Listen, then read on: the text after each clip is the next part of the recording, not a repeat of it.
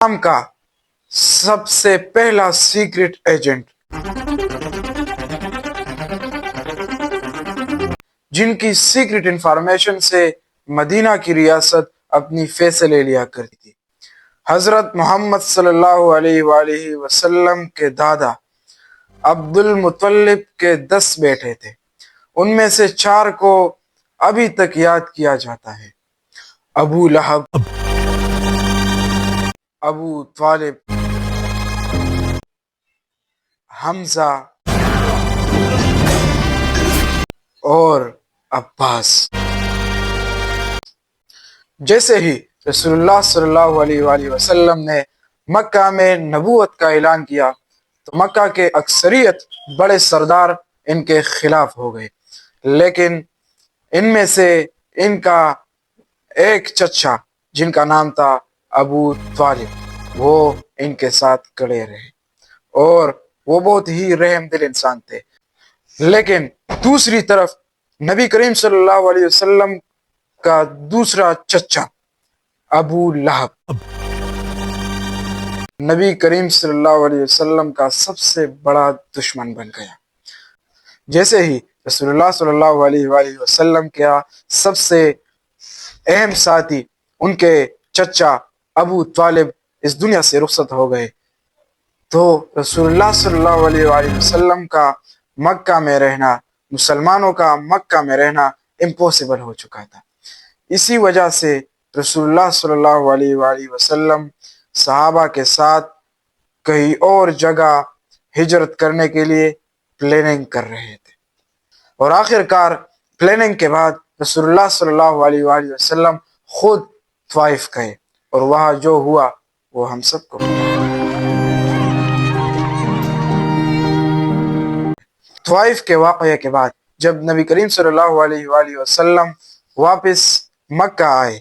تو مکہ والے یہ سوچ رہے تھے کہ نبی کریم صلی اللہ علیہ وآلہ وسلم کے پاس اب کوئی راستہ نہیں، لیکن اچانک عرب کے ایک چھوٹے سے سٹی مدینہ سے لوگ مکہ حج کرنے آئے، اور انہوں نے نبی کریم صلی اللہ علیہ وآلہ وسلم سے ملنے کی ایک ریکویسٹ کی، اور نبی کریم صلی اللہ علیہ وسلم نے ان کی ریکویسٹ کو ایکسیپٹ کر لیا۔ 73 مرد اور 2 عورتیں تھے۔ رات کے اندھیرے میں ایک پہاڑ کی طرف نبی کریم صلی اللہ علیہ وآلہ وسلم سے ملنے کے لیے جا رہے تھے۔ جب وہاں پہنچے تو نبی کریم صلی اللہ علیہ وآلہ وسلم کے ساتھ ایک اور شخص بھی موجود تھا جو قریش کے بڑے سرداروں میں سے بھی تھے، نبی کریم صلی اللہ علیہ وآلہ وسلم کے چچا حضرت عباس۔ حضرت عباس آگے بڑھے اور مدینہ والوں سے مخاطب ہوئے: اے مدینہ والو، اگر تم میرے بھتیجے کی حفاظت نہیں کر سکتے تو اسے ادھر ہی چھوڑ دو، کیونکہ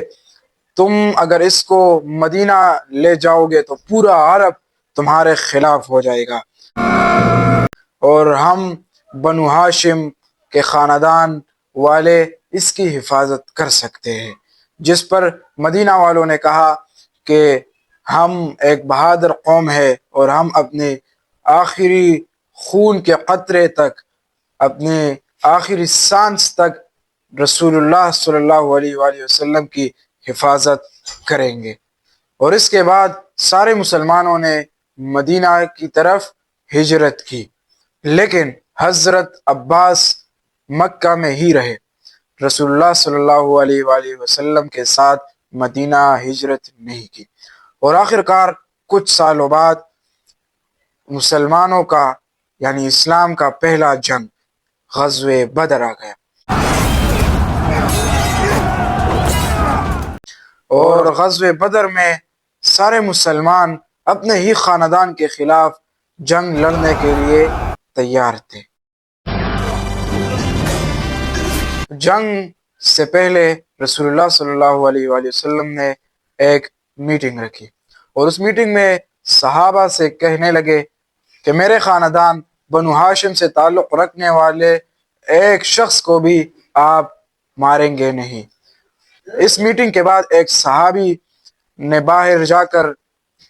اور صحابیوں کے ساتھ بات چیت کی اور یہ کہا کہ ہم تو اپنے خاندان سے لڑ رہے ہیں، ہم تو اپنے خاندان والوں کو ماریں گے، لیکن نبی کریم صلی اللہ علیہ وسلم نے فرمایا کہ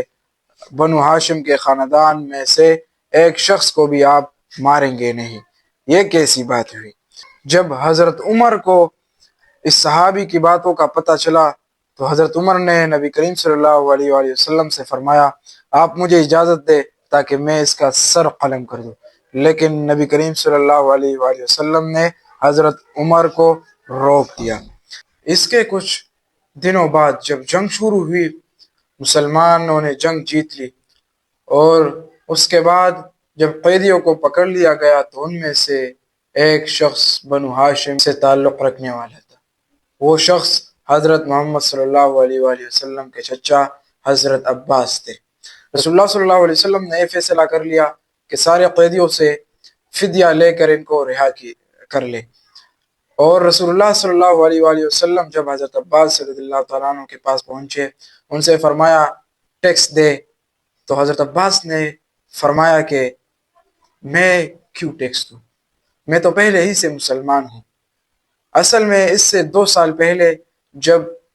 رسول اللہ صلی اللہ علیہ وسلم مسلمانوں کے ساتھ مدینہ ہجرت کی تو حضرت عباس وہی مکہ میں ہی رہ گئے۔ کہا جاتا ہے کہ حضرت عباس ایک ایسی شخصیت تھے کہ مکہ کی چھوٹی چھوٹی خبر ان کو پتہ ہوتی تھی، اور یہ چھوٹی چھوٹی خبر حضرت عباس حضرت محمد رسول اللہ صلی اللہ علیہ وآلہ وسلم کو پہنچاتے تھے۔ اس لیے مسلمان کافروں سے ہر وقت ایک قدم آگے بھی ہوتے تھے۔ Subscribe.